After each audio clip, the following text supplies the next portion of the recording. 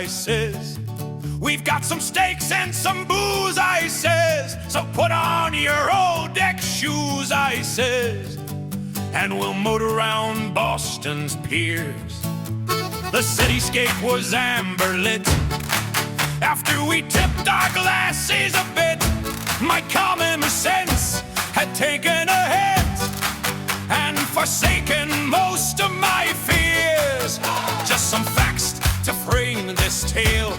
No main was set, this wasn't a sale. Just a chance to chat and quaff some ale and enjoy the assemblage of mates. Seeing as the main halyard was free from its normal task of sailing the sea, just dangling there it called to me in my fearless foamy state. Check this out, I said so bold as I went to the mast and took a hold of the line, and then to the stern I strode. I think I'll take a swing. I climbed the stern rail, halyard in hand, from the top of the mast to my grasp it span. Jumping was easy, and was how would I land? As my legs began to spring, why no one stopped me from being so brash, or warned me that I may well crash. Perhaps they wanted to see me splash in the lurking murky bay, or they, like I, were in the same state, in no shape to go and try to change fate. Even if they had, it was likely too late. I was already on my way. My takeoff was good. It felt about right as I sailed o'er the water and held on tight. Now some would say I wasn't too bright to venture round the horn, but venture I must when my courage is heightened.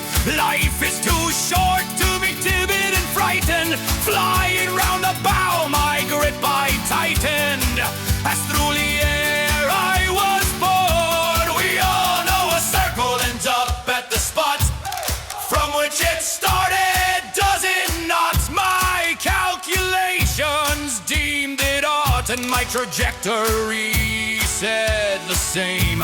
But just as the earth in its way round the sun has its daily spin, thus I spun. To land facing straight would be more fun, and for sure that was my aim. But it seems I was no swinging ace like those of the jungle furry race. As I backed into my parking place, landing backwards was not a good show. Never to accept a second-rate flight, I recalculated to do it right. I climbed back on the railings height and gave it another go, keeping my face to the stately spar, like the planet that always faces its star. I jumped just as hard and went just as far, and stuck a perfect landing. I really got it down,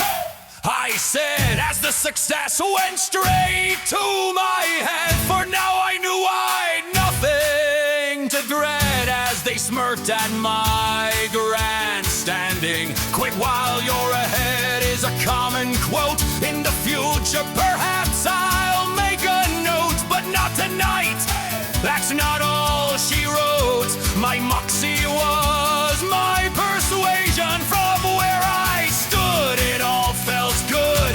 Never a thought of whether I should. I took no time to knock on wood, just leapt into the occasion. Well, I must not have jumped as far or as strong, and my first real clue that something went wrong was the looming, dooming anchor's prong that hung out over the bow. A collision course is never delightful, and the menacing anchor was ever frightful. My earlier boast didn't seem so insightful. Whatever was I to do now? Somehow an instinct burst on it, as my luck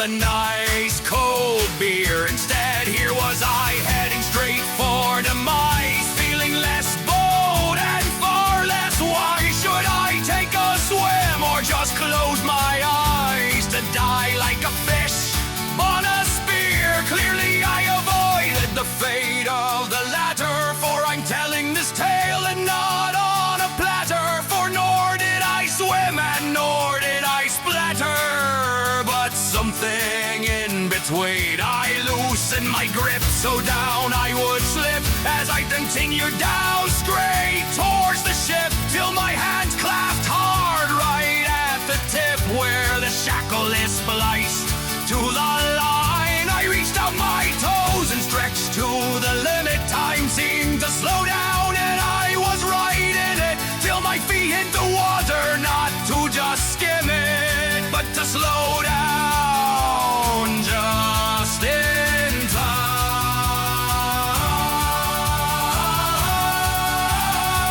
And there I was, still alive and well, hands on the gunwales, my feet in the swell, still a sailor with a story to tell. Now I just had to climb. Second mate Drew was all he could do to keep from laughing as forward he flew to lend a hand, for a hand was due to get me up on the bow.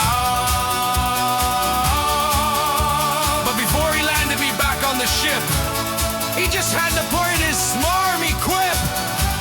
He said as I was losing my grip, I really got it down now.